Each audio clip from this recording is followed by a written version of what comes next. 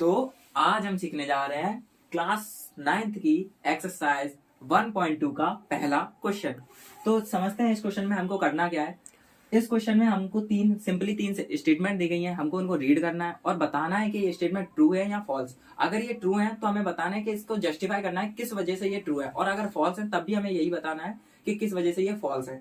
ठीक है, तो पहली स्टेटमेंट हम पढ़ते हैं कि every irrational number is a real number. मतलब अपरिमेय संख्या क्या होती है? एक वास्तविक संख्या होती है। तो देखो ये बात एकदम बिल्कुल क्या है, आपकी सही है, मतलब ट्रू है। क्यों है? क्योंकि अगर आपने देखा होगा जो वास्तविक संख्याएं होती हैं यानी कि जो रियल नंबर होते हैं उनकी डेफिनेशन ही यही होती है कि जो रियल नंबर्स हैं, सॉरी जो इरेशनल नंबर है और रेशनल नंबर है, दोनों को जब अगर हम कंबाइन करते हैं तब जाके हमारी क्या बनती है, आपके रियल नंबर्स जाके बनते हैं। ठीक है, तो आपको आई होप समझ में आ गया होगा कि जो इरेशनल नंबर होता है, आप कोई भी इरेशनल नंबर लेंगे तो वो क्या होगा, एक रियल नंबर होगा। यही बात इन्होंने बोली है, इसलिए ये स्टेटमेंट यहाँ पर क्या हो जाता है, ट्रू हो जाता है। अच्छा, अब सेकंड स्टेटमेंट की तरफ बढ़ते हैं। सेकंड स्टेटमेंट है इनका every point on the number line, यानी कि नंबर लाइन पर हर पॉइंट क्या होता है, और is of the form of under root M where M is a natural number. मतलब अगर आप एक नंबर लाइन देखें, नंबर लाइन सब लोग जानते होंगे,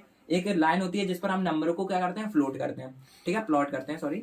अब देखिए इन्होंने कहा है कि उसके अंदर हम कोई भी नंबर उठाएं तो वो किसका है, अंडर रूट एम के फॉर्म का है। किसका है? अंडर रूट एम के फॉर्म का है, जहां पर एम क्या है, आपका एक क्या है, एम आपका क्या है, एक नेचुरल नंबर है। अगर हम देखें तो ये बात क्या है, इसकी फॉल्स है। क्यों फॉल्स है? अगर हम देखेंगे नंबर लाइन पर अगर हम कोई नंबर, अगर सब लोग, चलिए पहले एक सिंपली हम नंबर लाइन ड्रॉ करते हैं। तो यहाँ पर क्या होता है, जीरो, जीरो के बाद क्या होता है, यहाँ पर वन होता है, वन के बीच में, जीरो और वन के बीच में काफी संख्याएं होती हैं, और फिर इसके बाद आगे टू होगा। जीरो और टू के बीच की संख्या, जितनी भी संख्या है वो सब इसमें इंक्लूड रहती हैं। सेम इधर चलता है, जीरो से नीचे जाएंगे तो अब -1 रहेगा, फिर -2 रहेगा।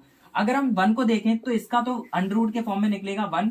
अगर हम टू को देखें तो इसका भी 1.144 कुछ हो गया, इसका आंसर क्या आएगा, 1 आएगा। अगर अंडर टू को लोगे तो इसका आंसर भी 1.44 कुछ ऐसा आता है। लेकिन वहीं अगर आप -1 को दोगे, अगर इसे हम अंडर रूट के फॉर्म में लिखेंगे तो होगा क्या, तो ये एक रेशनल नंबर बचेगा, ये क्या है, नहीं बचेगा, एक रियल नंबर बचेगा ही नहीं। ये क्या बन जाएगा, एक बन जाएगा इमेज होता है, अंडर रूट एम के फॉर्म का होता है। लेकिन ये बात तो गलत हो गई, तो ये स्टेटमेंट भी क्या हो जाता है, आपका फॉल्स हो जाता है। अब देखते हैं, हम चलते हैं थर्ड स्टेटमेंट की तरफ।